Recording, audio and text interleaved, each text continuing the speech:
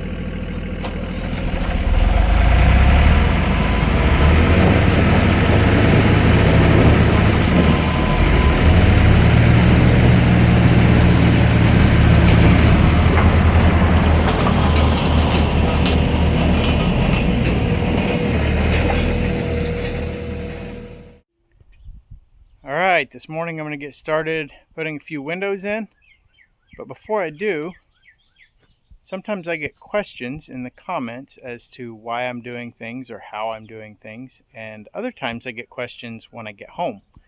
My wife suggested that maybe I should explain the purpose of the house wrap. So the house wrap is a semi-permeable material, meaning that air and water can penetrate it, but it's difficult. It probably will not show up well on here, but it's similar to like a tarp. It's kind of a woven nylon material, but its purpose is that when water is in liquid form, it will just run off of here. So it's a secondary layer of waterproofing. If by chance water was to penetrate through the siding, it'll get on here and it'll run on down to the ground, drip out, and it'll be fine. It also prevents air from blowing through. So like we've talked about with these old houses, the wind would blow through the walls, and in modern homes you don't have wind blowing through the walls so much, and part of that is due to the house wrap. And then the third thing it does is, if water does happen to get into the walls, as a vapor, the water can pass through here. So if you get water moisture in your walls, and then as it gets hot and turns to vapor, it can actually penetrate back out of here, and then it'll run down to the ground. And so that is the purpose of the house wrap. It's just a secondary barrier for moisture and keeps the house tight and keeps wind from blowing through and makes it easier to insulate.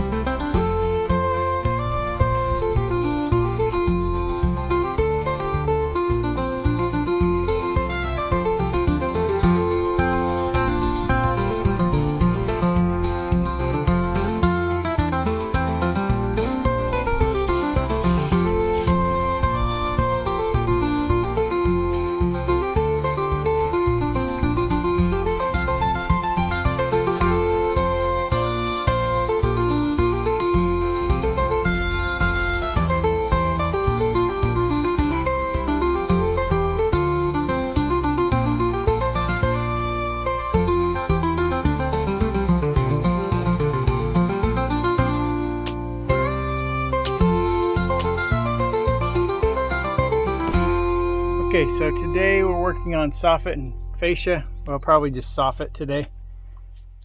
So the soffit is what goes across here, and then the fascia goes out on the front. So really, there's some reasons for it. A lot of it is cosmetic, but when we started this project, before we tore all the old decking off, there were just hundreds of wasp nests and birds' nests and things up under here.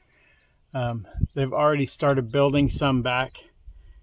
So a lot of the reason for the soffit is to keep critters from building nests up in there.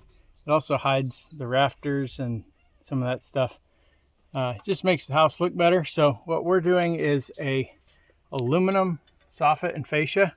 Makes it pretty much maintenance free. It's pre-painted and shouldn't ever have any issues with peeling or anything. So what I did is I went down to that corner and I leveled from out here across to here and made a mark, and then I came down to this end, did the same thing, and then snapped a chalk line.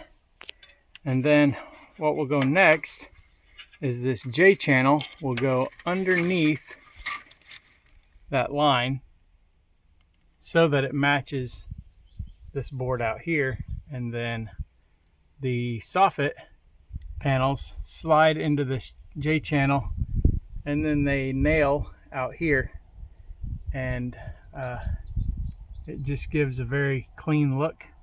So we'll get started on that and you'll very quickly see what it looks like.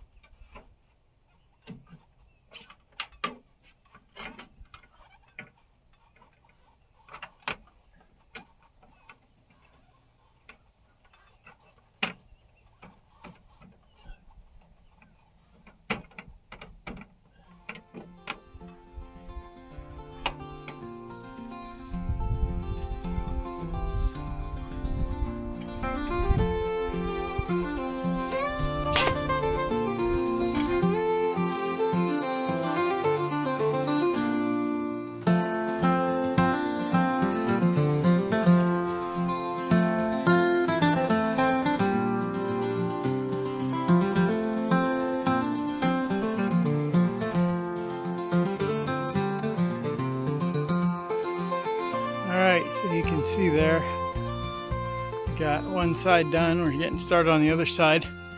Going into the corner, you have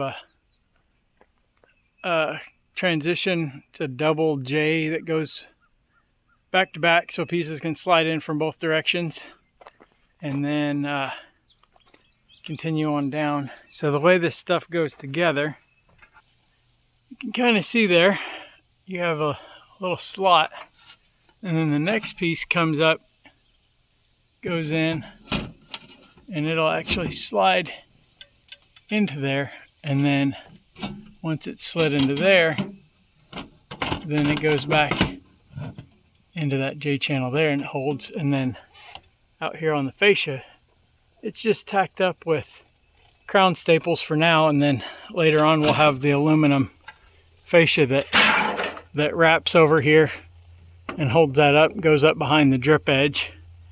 So we'll have that, and that's how that'll get finished out.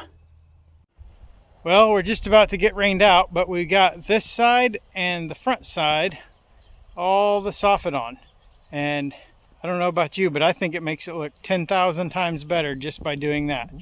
So this is the end of this week. Next week we'll get the other two sides done, get the fascia put on. Shouldn't take long, and then we'll be working on siding, and then we'll have to get those top gables wrapped in up there, get the windows in there, and we'll be moving on to the inside. And in case you're wondering, Granny went home this week from the hospital. She's doing much better, and by the time this video uploads, we'll be about 6 hours away from celebrating her 90th birthday. So we're looking forward to that, and may have some little clips of that in the next video. So thanks for watching. We'll see you next time.